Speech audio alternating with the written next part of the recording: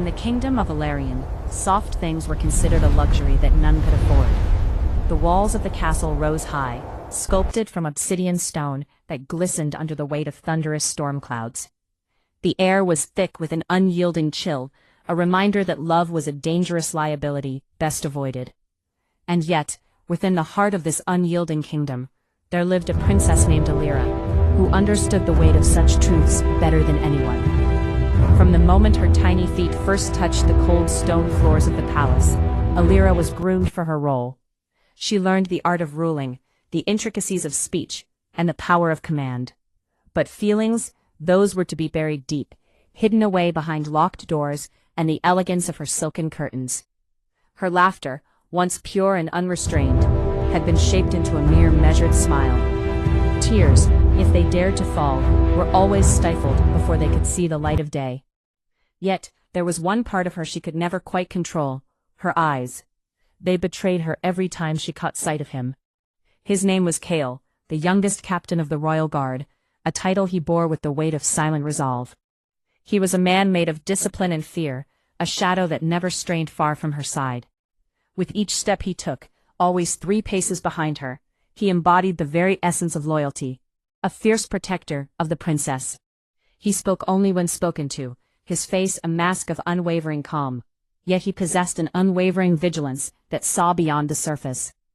Kael watched Elira with a keen eye, noting the subtle tension in her shoulders during court meetings, and the way her fingers gripped the fabric of her gown when discussions of unwanted alliances filled the air.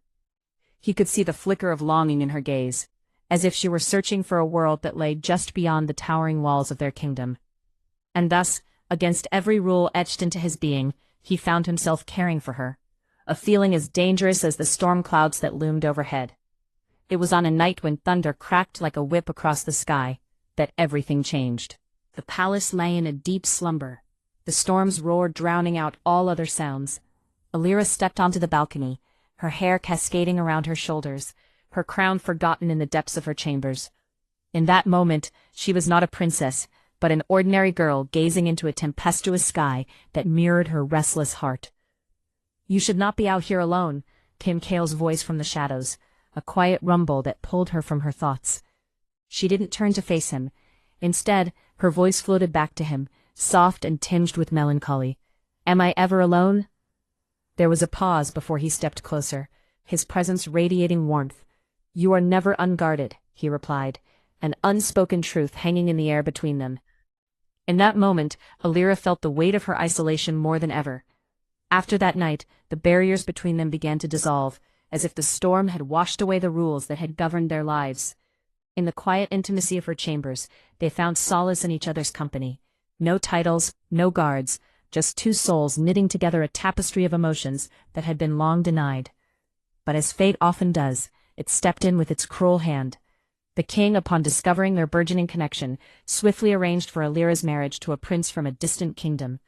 The prince would arrive within the week, and Elira was to leave and fulfill her duty as queen, while Kael, the unwavering protector, was to escort her there.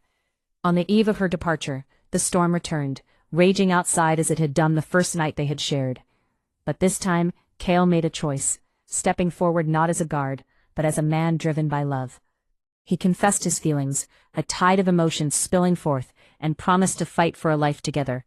However, the king had other plans, sending Kael off to war instead, with the intention of sacrificing his greatest warrior.